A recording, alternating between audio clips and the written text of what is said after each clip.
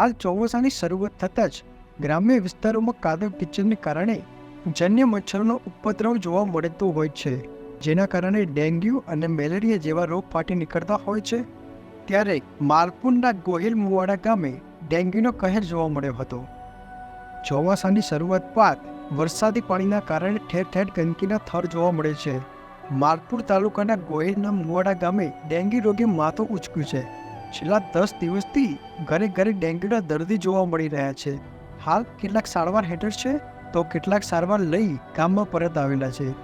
ગ્રામજનોને આક્ષેપ છે કે આરોગ્ય વિભાગ દ્વારા અનેકવાર રજૂઆત કરી પણ કોઈ નક્કર પગલાં લઈ કામગીરી કરવામાં આવી નથી. ગામમાં ગંદકી અને મચ્છરોના બ્રીડિંગ જોવા મળી રહ્યા હતા. ગ્રામજનોને હાલ ખૂબ જ મુશ્કેલી છે. આરોગ્ય તંત્ર જાગે અને આ ગામમાં સર્વે કરીને દવાનો છંટકાવ અને મેડિકલની સારવાર આપે તેવી માંગ કરવામાં આવી છે. જયદીપ ભાટિયા, અરવલ્લી. અમૃતભાઈ રત્નાભાઈ છું.